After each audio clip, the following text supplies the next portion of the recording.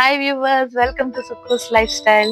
Climate எப்படி இருக்கு பார்த்தீங்களா? பெங்களூர்ல ஆல்ரெடி மார்னிங் மழை ரிசல் ஆகிட்டே இருக்குங்க. ஸோ சமைக்கிறதுக்கும் மூடு இருக்க மாட்டேங்க. பட் ஸ்டில் கிட்ஸோட லஞ்ச் பாக்ஸ் பேக் பண்ணி தான் ஆகணும். அதுக்கு தான் இன்னைக்கு என்ன ஸ்பெஷல் தெரியுங்களா? கர்நாடகா ஸ்பெஷல் அக்கி ரொட்டிங்க. வாங்க எப்படி செய்யலாம்னு பார்க்கலாம். அக்கி ரொட்டின்னு சொல்லிட்டேன். இதுதாங்க அந்த அக்கி ரொட்டி.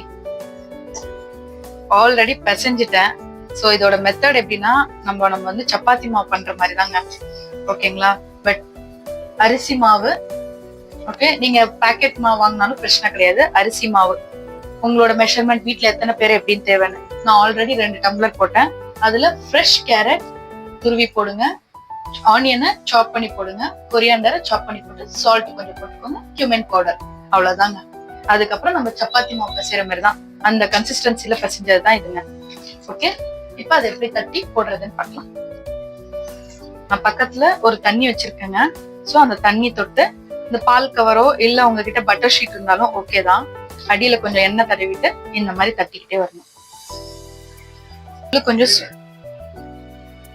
கல்லு கொஞ்சம் சூடாகணுங்க. ஏன்னா சூடா இருந்தாதான் இது போட முடியும், இல்லைன்னா ஸ்டிக்கி ஆயிடும், ஒட்டிக்கும். கொஞ்சம் ஆனியனும் இல்ல உங்களுக்கு எண்ணெய் ஏதாவது வச்சுக்கிட்டீங்கன்னா அது வந்து போட்டுக்கோங்க. நான் ஆனியன் தடவிப்பேன். இப்போ நம்ம தேய்ச்ச அக்கி ரொட்டி போட்டுக்கலாம் தட்டிக்கிட்டு.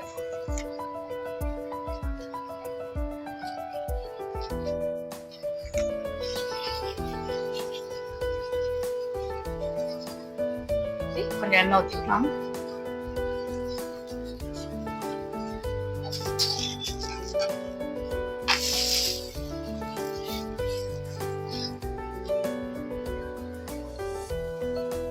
அக்கி ரொட்டி ரெடி ஆயிடுச்சுங்க. அது கூட நம்மளோட வெங்காய சட்னி, நம்மளோட அக்கி ரொட்டி ரெடி ஆயிடுச்சுங்க.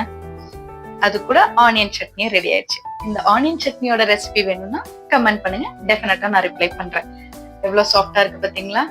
சோ இந்த வீடியோ பார்த்து மறக்காம லைக் பண்ணி, ஷேர் பண்ணி, சப்ஸ்கிரைபும் பண்ணிடுங்க. பக்கத்துல இருக்க பெல் பட்டனை தட்டிடுங்க. Bye bye. See you in next video.